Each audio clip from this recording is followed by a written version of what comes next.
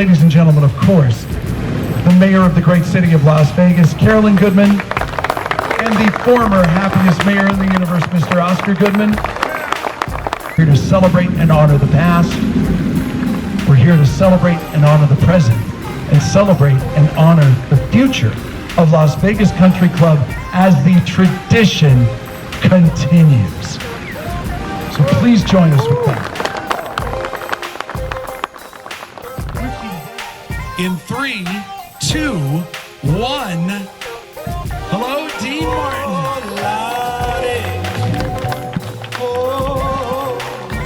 How great is that? How are you? I love you. I was looking at you. Just don't bother with me, Doug. Just go with this beautiful lady. Oh, that's a great, what a great story. Did you ever A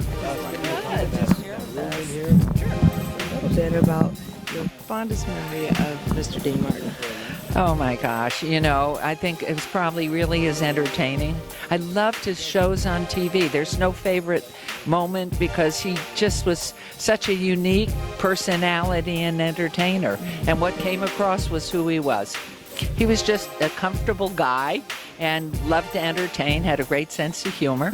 And the only time I really was close to him was when I was a little girl of probably 12 or 13, that opportunity in New York City when he had come in to must have done some business in the high-rise that my family was living in. And we rode up in the trash elevator together in 1952. So, but he was oh my gosh, when I walked in there, and just Jerry Lewis and Dean and myself and the man who ran the trash elevator, and I walked in and I just went, oh my, so handsome and so sweet and so kind, and they, you know, here I was a little girl and they were just so cute with me. I do know as a young person watching the Rat Pack and everybody do their thing, the amazing history behind what Mr. Dean Martin brought to Las Vegas and what you are doing here, an amazing history as a woman of empowerment, inspiring women all over the world to take a stand and be heard. When you stand for something, you stand for everything. And oh my God, and I'm just honored that you would just take a little moment to share with us. And we plan to continue to follow you and your greatness. Wonderful, you know, and you'll be so thrilled you live in Las Vegas. It is so nice here. Traffic's a little rough right now because we're building new roads, but it's going to be so fabulous come July, and you're just going to love it. And of course, there's no income, no state income tax, no city, and you're just going to make a lot of money and be so successful and so happy. You're going to be so glad you moved here. Well, I thank you for the blessing. And Vegas knows that I'm here.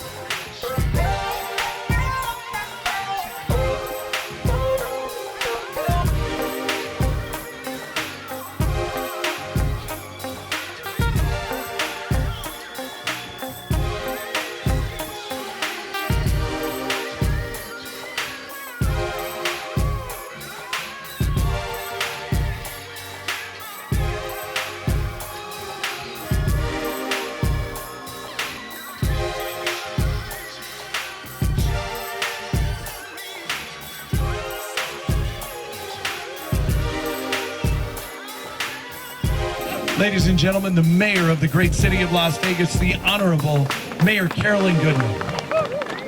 Thank you. I mean, what an honor. You know, Oscar and I never get anything for free. This is so exciting for us. But I have to give you a little bit of history. It's a little bit of a lie. My nose is growing because in 1952, I was born and raised in Manhattan. And I lived in a high-rise on 106th Street. In those days, all elevators, passenger elevator and trash elevator, were operated by human beings, not by technology and not by independence. And the front elevator, when I came home from school, was broken. So I was told by the door person, you have to go in the trash elevator. And I walked to the trash elevator, and guess who was my accompanying passengers? Jerry Lewis and Dean Martin. 1952, you'll know, they were in New Jersey. They were performing, and I even then knew these wonderful people. What a thrill it was for me. I wish I could say they were friends. Oscar and I were in the Copa room quite a bit, saw the Rat Pack, and just know the history because Dean, this was one of his favorite courses, was here all the time. So I wish I would have him singing to me all the time, were it true. It's just I rode the trash with Dean Martin. What can I tell you? So anyway, just a brief moment too. When I think of the year Oscar and I came here in 1964, there were apartments on the other side of those buildings called the Palms Apartments. And there was a wall. And you are standing on the Las Vegas Downs racetrack. And Oscar and I were passionate about horse racing. And we used to just hang over the wall watching the horses going around and around here. The Thunderbird Hotel and a sports book was over on the other side where the Hilton was, now the Westgate. And the memories we have here of raising our 4 children in this magnificent, centrally located, the best of the best country clubs.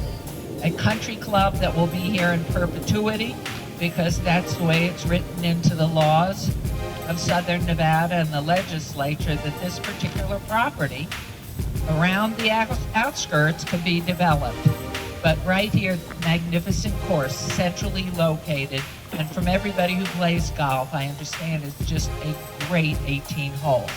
So Oscar and I are so honored to be here today and be back home where we spent so many years raising our 4 children, and it's just been grand. I know Oscar has a memory of one thing that he has to tell you about.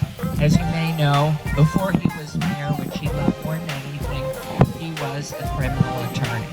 And he has a special memory, which I know he'd love to share. Thank you, Mayor.